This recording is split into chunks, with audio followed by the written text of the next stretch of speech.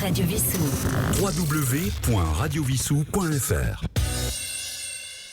Chers auditeurs, bonjour. Nous sommes en compagnie aujourd'hui d'un nouvel animateur, je pense qu'il va devenir animateur scientifique, Patrick Neyman, qui est ingénieur de recherche en électronique et qui a déjà proposé à Vissou, dans le cadre de l'association, le club plutôt, Georges Sand, un certain nombre de conférences. Donc l'idée, c'est de faire connaître au plus grand nombre de Vissoussiens et peut-être d'autres le domaine de compétences qu'il va vous présenter tout à l'heure, et surtout avec des liens avec les intérêts des Vissoussiens. Donc le premier thème aujourd'hui, ça va être dans sa conférence, faut-il avoir peur des ondes électromagnétiques ? Voilà. Sinon, Patrick donnera dans un futur, j'espère le plus proche possible, des conférences publiques, notamment à la bibliothèque, puisqu'on a eu l'accord de principe de la directrice du Syntex et d'EVA qu'on va aussi interroger prochainement. Donc nous allons lui poser des questions le plus simple possible, parce que tout le monde n'est pas scientifique. Et donc pour ce faire, je donne la parole à notre ami Roland qui va vous poser les premières questions. La première question, je crois que c'est celle qui tombe sous le sens. Qu'est-ce qu'une onde électromagnétique, tout simplement ? Oui, alors bonjour à tous. Merci de m'accueillir sur Radio Vissou. C'est très gentil. Je suis très content d'être parmi vous. Alors qu'est-ce qu'une onde électromagnétique ? Alors c'est quelque chose, c'est simple et compliqué à la fois. Alors on va essayer de faire simple. Alors une onde, tout le monde sait ce que c'est qu'une onde. Tout le monde a vu des ronds dans l'eau. Ça fait des ondulations. Les ondes, c'est quelque chose, c'est un signal électrique. Enfin, dans le sens où ça nous intéresse, c'est un signal électrique qui va se propager entre deux points dans l'espace.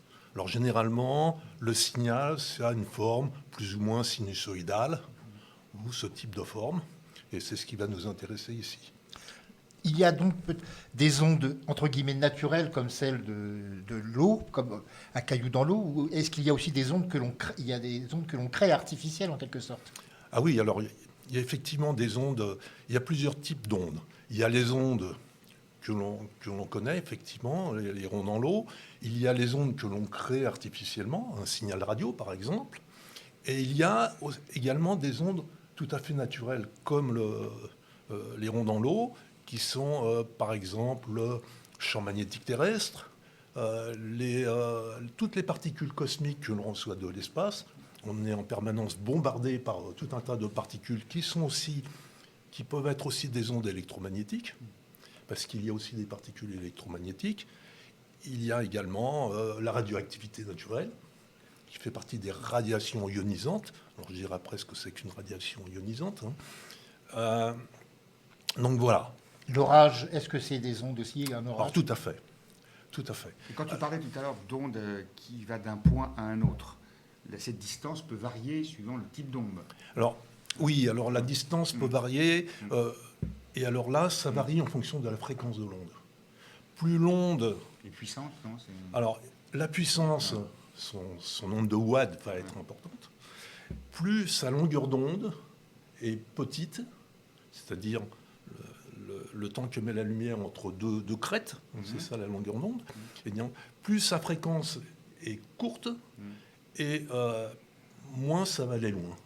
Donc une onde qui est longue, alors dans le temps on avait les grandes ondes, quand on parlait de TSF. Et les petites ondes aussi. Et les petites ondes. Les grandes ondes se propageaient relativement loin. Et il fallait d'ailleurs des antennes gigantesques pour avoir des grandes ondes. Petite antenne, par exemple un téléphone, où ce sont des fréquences relativement courtes, des fréquences élevées. On ne voit même plus sortir l'antenne du téléphone. Dans les premiers téléphones portables, on voyait un petit bout d'antenne qui sortait de quelques centimètres. Maintenant, c'est complètement intégré à l'intérieur. Et est-ce que ces ondes traversent un arbre, traversent un corps humain Oui, alors, ça traverse, mais c'est freiné quand même. Mais ça, on ne le ressent pas forcément. Ouais. On ne le ressent pas. D'accord. Heureusement. Et ça peut avoir des effets, je sais pas, sur son équilibre, sur sa santé Alors naturellement, déjà, on baigne dans les ondes électromagnétiques. même s'il n'y avait aucun signal radio, aucun téléphone portable, on aurait quand même un bain d'ondes électromagnétiques.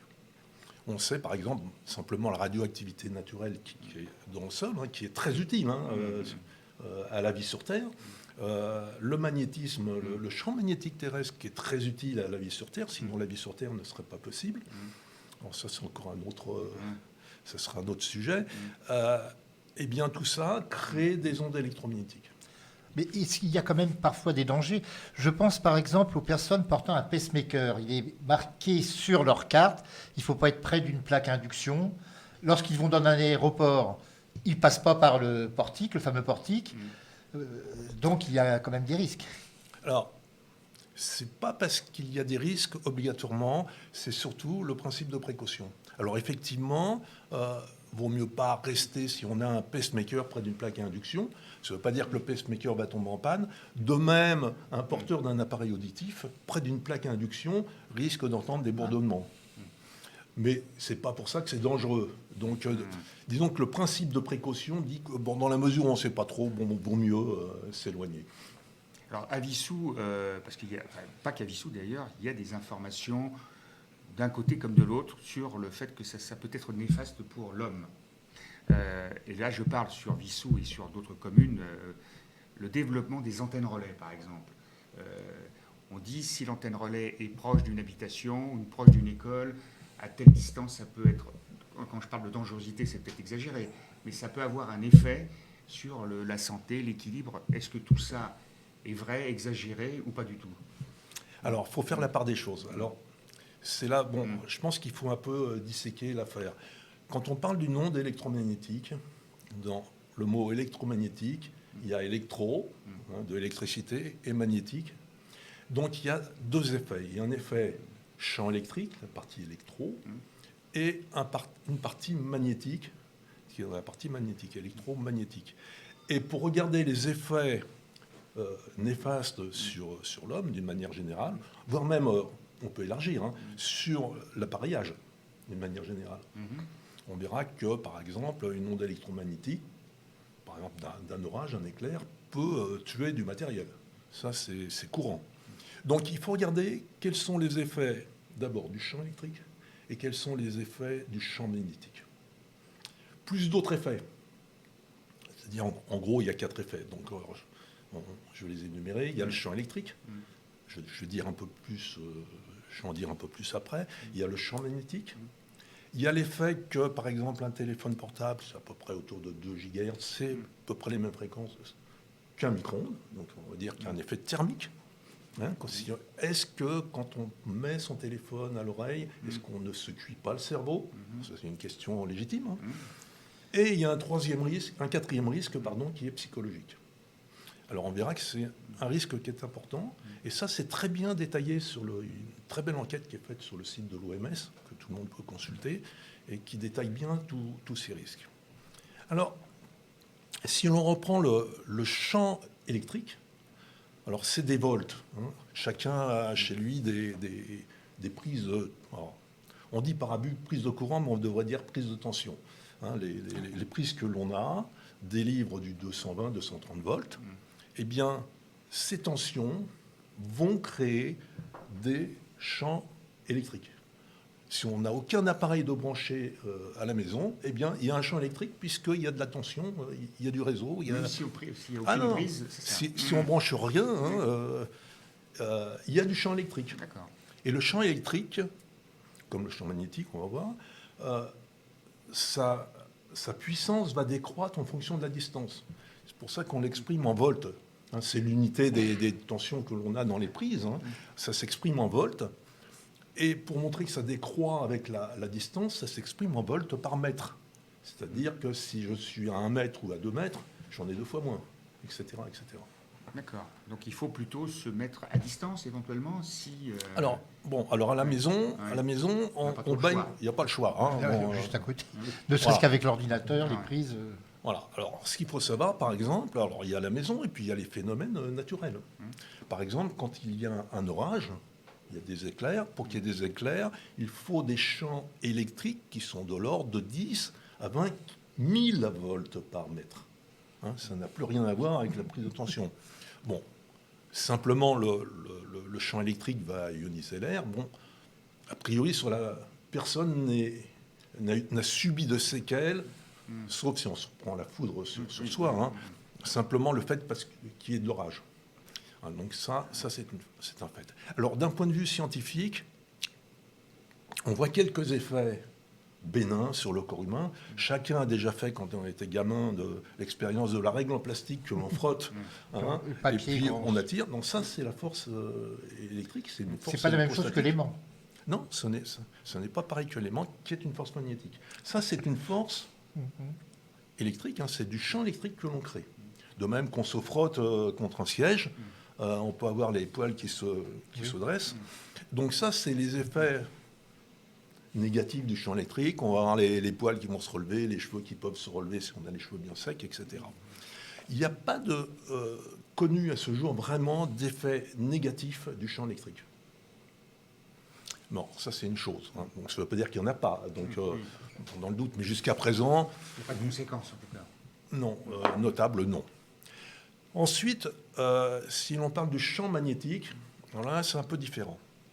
Alors, on sait que le champ magnétique, alors lui c'est le courant. Hein. On a vu qu'une tension, c'est ce qu'il y avait dans la prise. Alors pour ceux qui n'y connaissent vraiment pas grand-chose à l'électricité entre le volt et l'ampère, on va dire que si on trouve un parallèle, imaginons un réservoir d'eau. La hauteur de l'eau dans le réservoir, ça va correspondre au volt. Il y a un robinet, il est fermé. Eh bien, tant que le robinet est fermé, il n'y a pas de courant. Si j'ouvre le robinet, un courant de l'eau va sortir, un liquide va sortir, et là, ça va correspondre à mes ampères. Donc c'est pareil pour nos prises que l'on a à la maison. Tant qu'on branche rien dessus, il n'y a rien, il ne se passe rien. Donc dès qu'on va brancher un appareil, il va y avoir un courant qui va circuler, par exemple pour alimenter une lampe, pour alimenter un appareil quelconque. Et ce champ, alors ce courant, ce qu'il faut bien comprendre, c'est lui qui va créer un champ magnétique. Un courant va créer un champ magnétique dans une boucle, dans toute boucle. Donc a priori, j'ai une lampe banale, je ne l'allume pas, j'ai du champ électrique, je l'allume, j'ai du champ électrique et j'ai du champ magnétique. Et c'est là où ça devient intéressant, c'est que à partir du moment où j'ai les deux, donc une onde électrique et une onde magnétique, la conjugaison des deux, à un moment donné, va former l'onde électromagnétique. Alors, quand c'est très près de la source, il faut lui laisser un peu le temps de se former. L'onde ne se forme pas tout de suite, il faut qu'elle s'intrique entre le champ électrique et le champ magnétique. Ça va former une onde électromagnétique. Donc pour ça qu'on se met toujours, qu'on fait des mesures. Les professionnels qui font des mesures de type de rayonnement électromagnétique, ils se mettent dans des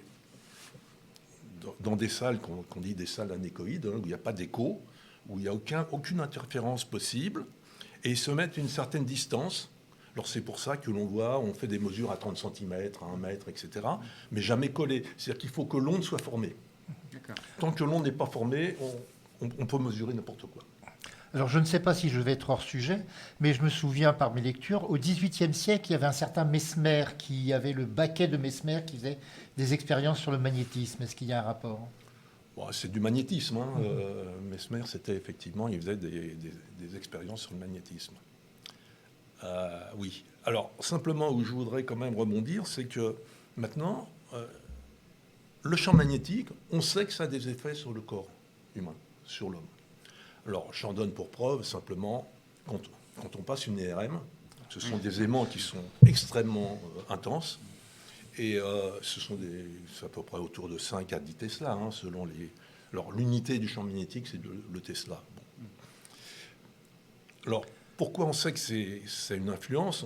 C'est le principe de la mesure de l'IRM, c'est-à-dire qu'on va créer un champ magnétique violent, intense, intermittent.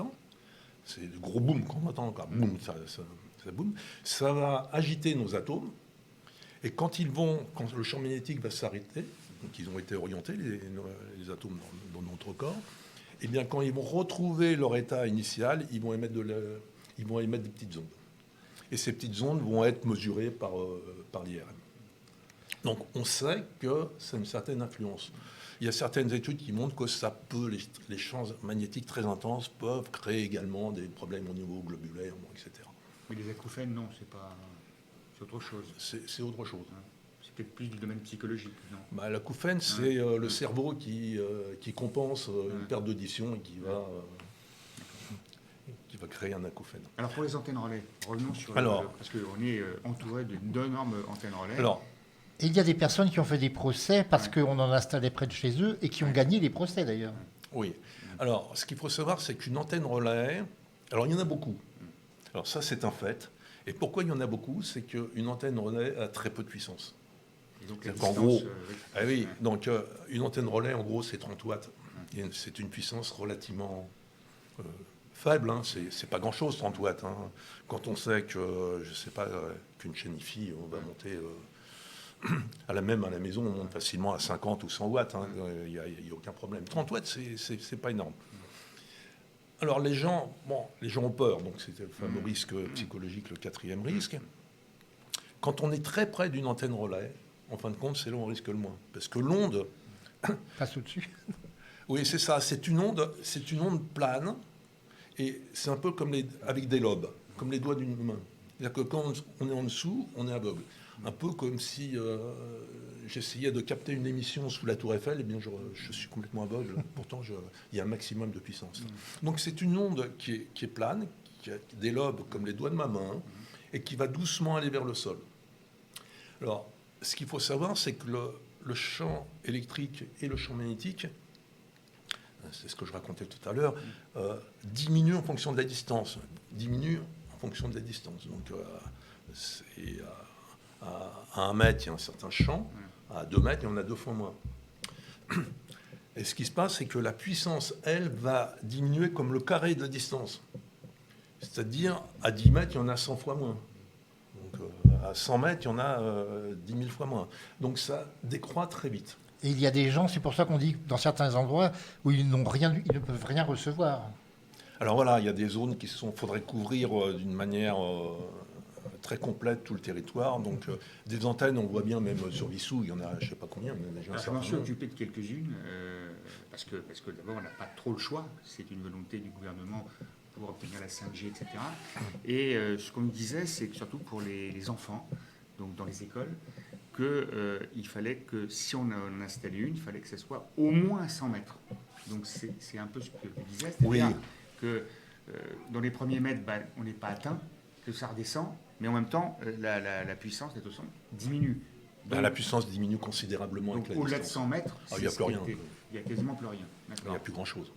Disons que des appareils, enfin, pour l'être humain, c'est-à-dire qu'un appareil ultra sensible est capable sans doute de les capter même à 100 mètres, surtout s'il n'y a pas d'immeuble, il n'y a pas de béton pour ralentir. Voilà. Donc ce que tu nous dis quelque part, c'est que les effets, en dehors de la hauteur et sur le problème visuel qui pose problème, en termes de danger sur la santé, ça n'a pas vraiment d'effet.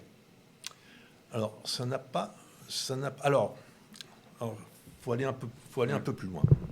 C'est-à-dire que si on reprend le problème des antennes relais et des téléphones portables, il faut voir si on a affaire à du champ électrique ou si on a affaire à du champ magnétique. Alors, comme je le racontais tout à l'heure, on est plutôt sensible au problème du champ magnétique. Alors, ce qu'il faut savoir, c'est qu'un téléphone ou une antenne relais, les antennes, ce sont des petits bouts de fil comme ça. Et ça, ce sont des générateurs de champ électrique. Il n'y a quasiment pas de champ magnétique. Donc, on est effectivement sensible à cet effet. Comme c'est surtout le champ magnétique qui est embêtant, il n'y en a pas. Il faudrait que ce soit une boucle pour que ça se fasse du champ magnétique. Et ce n'est pas une antenne de ce type. Donc, les types d'antennes relais, les types de nos téléphones portables, ce sont en gros des antennes, comme une antenne d'autoradio, ce sont des antennes de champ électrique, essentiellement. Donc, on a vu que le champ électrique, il est a priori, on va dire a priori, il faut quand même prendre des précautions. Il n'y a pas de danger. À ce jour, il n'y a rien de connu. Et le fait d'être exposé de manière continuelle, par exemple, et non pas de manière sporadique, est-ce que ça fait une différence ou pas vraiment ? Mais il n'y a rien de... Alors ça dépend de la fréquence. Alors, d'une manière générale, Ouais. alors ça dépend effectivement de de l'intensité et de la fréquence. Faut savoir que les champs en téléphonie, bon, ils sont quand même relativement faibles. Alors, il y a des champs qui sont beaucoup plus forts. Hein. Alors, par exemple, si l'on parle des lignes haute tension, alors évidemment, c'est haute tension, donc c'est des volts, il y a beaucoup de volts, donc il y a beaucoup de champs électriques. Il y a un peu moins, de la distance, il y a un peu moins de champs, il y a un peu de champs magnétiques. C'est-à-dire que c'est rare de voir une vache brouter de l'herbe au pied parce qu'elle va prendre des micro-décharges. Mais c'est pas pour ça que c'est dangereux. C'est désagréable, mais c'est pas dangereux. C'est désagréable. C'est un peu comme les fils électriques qu'on met autour des champs, justement pour les vaches, au lieu du fil barbelé. Voilà, ouais. Alors j'ai un exemple justement là-dessus, c'est on est aussi entouré, enfin plus ou moins entouré, du fait des autoroutes, des pylônes électriques à haute tension. Et il y a un quartier de Vissou qui s'appelle le coteau de Vissou, anciennement Bas-de-Fresnes, en limite de l'autoroute, où il y a une dizaine de pavillons qui, depuis quelques mois, je veux dire, parce qu'avant on n'était pas au courant, sans mauvais jeu de mots, hein, qui voient leur voiture des fois s'ouvrir toute seule. Les appareils de télévision s'allumer sans qu'il y ait eu une intervention humaine. Donc ils se disent, je suis à côté d'antennes relais, surtout à côté de pylônes à haute tension. Est-ce que c'est un effet? Est-ce que c'est lié à ça? Mais c'est vraiment concentré sur des gens qui sont au plus près de ces pylônes. Et, enfin, au plus près, quand je dis au plus près, c'est 100-200 mètres. Hein. Oui. Mais c'est vraiment concentré sur cet endroit-là. Et on a interrogé quelques autorités spécialisées là-dedans. Et on n'a pas eu de réponse, en tout cas satisfaisante complètement. Alors, c'est pas très facile de répondre à cette question. Bon, je vais essayer quand même de donner quelques pistes. La dangerosité, par exemple, d'une ligne haute tension, ça serait plutôt sa fréquence. Mais c'est quand même des fréquences qui sont faibles. C'est du 50 Hz. En plus, il y a toujours du courant dans la ligne. Donc, s'il y a une perturbation sur un appareil, ça devrait être tout le temps. Donc là, d'après ce que tu me dis, c'est des intermittences. Donc pour l'antenne relais, c'est pareil. Donc elles sont quand même à une certaine distance. Et il y a quand même un champ électromagnétique de l'antenne relais qui est relativement constant, lui. Il devrait y avoir des perturbations beaucoup plus... Continuelles, quoi. Bah oui, continuelles. Alors, dans les voitures, souvent, il y a des marques de voitures qui ont des systèmes un peu plus sensibles. Par exemple, le fait de passer un aspirateur dans la voiture, ça ling. Alors, pour être plus précis, moi j'ai connaissance, par exemple, de désordres liés plutôt à des gens qui ont des talkie-walkie. Quelqu'un qui a un talkie-walkie. Alors ça, c'était apparu il y a de nombreuses années dans une centrale nucléaire. Il y a des dysfonctionnements, mais vraiment très mineurs. Je ne veux pas faire peur aux gens, c'était vraiment très mineur. Ils sont aperçus, tous les jours, à la même heure, il y avait un dysfonctionnement, un micro-dysfonctionnement. Ils ont fait des recherches, ils ont fait des études, et ils sont aperçus que c'était des vigiles qui passaient, qui faisaient des rondes, et à heure fixe, ils sortaient le talkie-walkie, et ça interférait, c'était juste devant une armoire électrique, ça interférait avec l'armoire électrique. Alors un talkie-walkie, un radio-amateur par exemple, c'est terrible. Hein. Si dans le coin il y a des radio-amateurs ou des gens qui ont des talkie-walkie... D'accord. C'est une piste, oui, parce que c'est une question que je pourrais poser. Mais est-ce que c'est pour ça d'ailleurs que les radio-amateurs doivent obligatoirement être déclarés? Peut-être. Il faut qu'ils soient déclarés, oui, pour pas qu'ils émettent non plus sur des fréquences interdites ou ce genre de choses.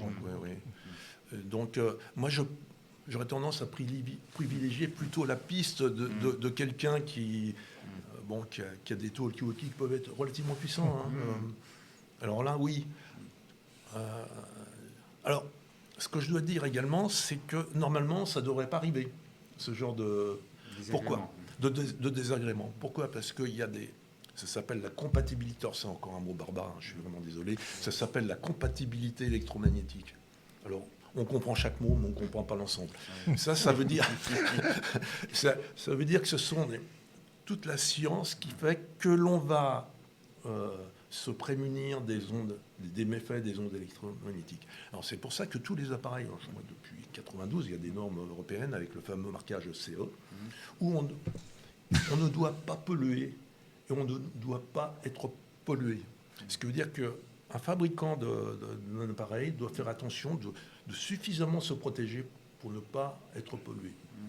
Alors il y a vu la diminution des coûts, il y a beaucoup d'appareillages, de petits appareillages qui ne sont pas suffisamment protégés et qui donc sont très sensibles aux ondes électromagnétiques.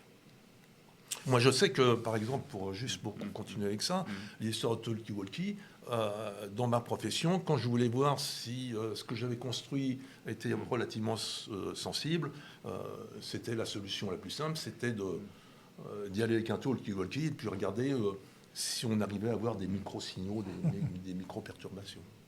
Mais quand j'étais enfant, je me rappelle, avec les talkie-walkie, on recevait même des émissions de radio, sans le vouloir. Oui, ça c'est...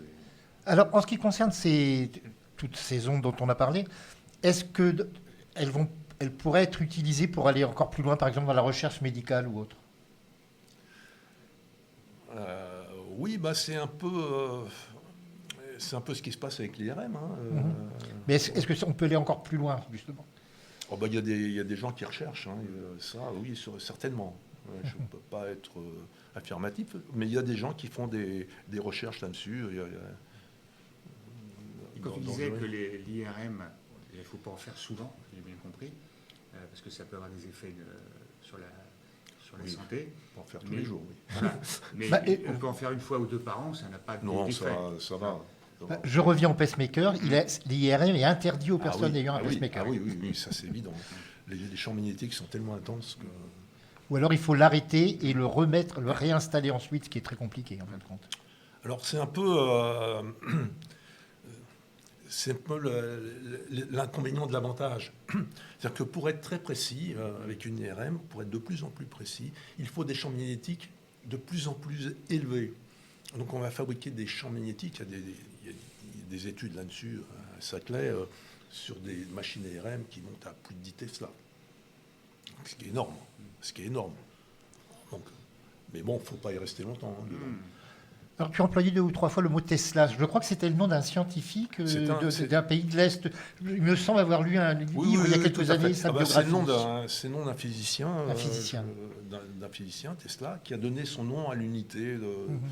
Cette unité. Je me souviens avoir lu sa biographie il y a pas mal d'années. Oui, c'est le nom d'un physicien. Ohm. C'est beaucoup. tous des physiciens du 19e Volta. siècle. Volta. Il y a beaucoup de monde. Newton.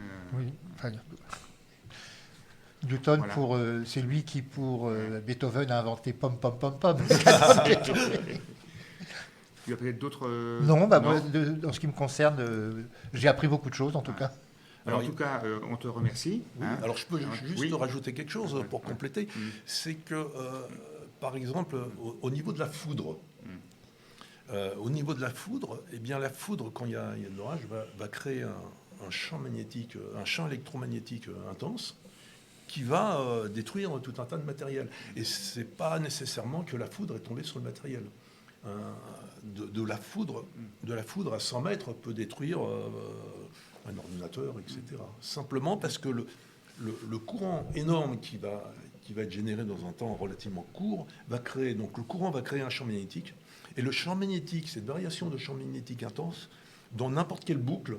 Alors une boucle, c'est le fait de relier, je ne sais pas, je vois ce câble-là, relier, ici ça crée une boucle, on va dire. Eh bien, alors très vite, on a 1 mètre carré. Et dans ce mètre carré, ça va créer une tension énorme qui peut détruire le matériel.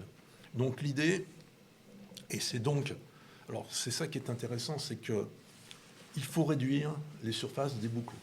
Alors on dit comme ça, donc quand à la maison on a une imprimante qui n'est pas Wi-Fi, qui est connectée à l'ordinateur, qui a l'ordinateur, tout ça c'est relié à la prise, à des prises très proches. Oui, alors si c'est 2 prises dans le mur, ça fait une boucle gigantesque qui peut faire 100 mètres carrés. Alors l'idée, c'est de prendre des petites boîtes de prises, où toutes les prises sont reliées au même endroit. On réduit la boucle à moins d'1 mètre carré, donc il y a moins de danger avec ça. Et justement, quand on n'utilise pas tous ces appareils, est-ce qu'il est bon de tout éteindre ou est-ce qu'on peut laisser en veille? Alors, c'est bien de tout éteindre pour des raisons d'économie. D'économie déjà. Uniquement d'économie. Donc, Ouais. mais sur le côté Non. scientifique ou autre, non, ça n'a pas Non. d'incidence. De même, ce qu'on n'a pas abordé, on n'a pas parlé des compteurs Linky. Ah, si. Ah bah si, parlons-en justement, oui. parce qu'il y a pas mal de polémiques à ce sujet. Oui. Et encore récemment, il y a vraiment des gens qui se posent des questions, y compris les personnes dont je te parlais tout à l'heure, qui voient leur voiture s'ouvrir toute seule, en disant, c'est la première chose d'ailleurs qu'ils ont c'est de la faute vérifié. de Linky. Et il y a eu quelqu'un qui vérifiait, enfin un technicien qui vérifiait, non, ça n'avait rien à voir avec le compteur Linky. Mais si tu peux nous en dire 2 mots quand même. Bah, le compteur Linky, bon, il ne crée pas de champ électromagnétique plus intense. Alors, c'est nettement en dessous des normes. Alors, il y a des normes. Alors, ce qui est assez amusant, les normes qui sont données, c'est parce qu'il faut une norme. On sait qu'en gros, ça ne doit pas être trop dangereux. Là, on met une barre. Hein. C'est comme la radioactivité. C'est fait par rapport à la radioactivité naturelle. Bon, on ne connaît pas vraiment les seuils exacts. Donc, le compteur, pour faire simple, hein, c'est un... Bon, avant, on avait des compteurs tout à fait classiques. C'est toujours un compteur. Donc, c'est toujours un capteur. Hein. C'est ce qu'on appelle, c'est ce qui va transformer une grandeur physique en grandeur électrique pour pouvoir la mesurer. Donc, il y a un petit peu d'électronique dedans, mais très peu. Donc, ça rayonne pas grand-chose. Et il y a à l'intérieur, il y a un système tous les jours, au moins une fois par jour, on va transmettre les informations. Mais pendant un temps très court. Donc, ce qui est rayonné, c'est vraiment très faible. Alors, il y a des gens, moi, il y a un ami qui m'a dit, je ne suis pas du tout contre le compteur Linky, mais chez moi, donc une résidence secondaire, je ne veux surtout pas un compteur Linky parce qu'en fin de compte, pour la raison suivante que l'on peut très bien comprendre, c'est que les compteurs standards, avant Linky, bon, ils sont plus ou moins précis.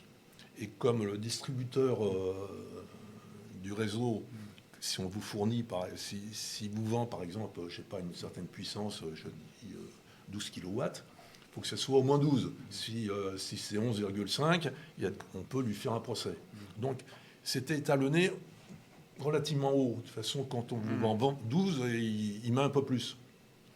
Quelqu'un qui est ric-et-rac au niveau de sa consommation électrique, il se peut, comme le constructeur Linky, lui, il est très précis, qu'il passait avec l'ancien et que ça ne passait pas avec l'ancien. C'est-à-dire que tout saute avec le compteur Linky, parce que la puissance était vraiment trop limite. Mais ça, c'est c'est la précision. Là, donc il y a beaucoup de fausses idées, parce que c'est... Ah oui. Notamment sur tout ce qui est téléphone portable, ordinateur. D'ailleurs, le temps que les enfants, parce que c'est un problème actuel, que les enfants passent devant un ordinateur, est-ce que c'est quelque... Alors, pour Louis, pour la vue, tout ça, est-ce que ça a quand même des effets? Et non pas... C'est pas les ondes peut-être elles-mêmes, mais... Non, c'est la fatigue visuelle. De ne pas bouger. Il y a le fait de ne pas bouger, c'est le fait qu'on devient complètement... On est accro à l'appareil. Bon, une fatigue visuelle également. Il y a les yeux, il y a la lumière bleue, la fameuse lumière bleue, donc ça empêche l'endormissement. Oui, bon, ça c'est clair. Bah, écoute Patrick, ça a été très instructif et on a hâte de te revoir pour probablement un autre thème. sur l'une des 15 conférences que tu as déjà données. Et je pense qu'on va choisir Louis Pasteur, un destin hors du commun, parce que Louis Pasteur, on en a parlé beaucoup avec le problème du Covid et le fameux vaccin. Donc, oui. Et l'autre jour, justement, avant l'émission, on parlait justement de Pasteur qui avait réinoculé quelque chose, qui n'était pas sûr que l'enfant avait la rage. Enfin, c'était assez... Au niveau éthique, c'était très douteux. Voilà. Eh bien, écoutez, merci à tous les deux, et à tous les trois, puisque Yves est à la technique. Et on vous donne rendez-vous prochainement, et notamment avec Patrick le mois prochain, pour cette conférence sur Louis Pasteur, un destin hors du commun. À bientôt. Radio Vissou. www.radiovissou.fr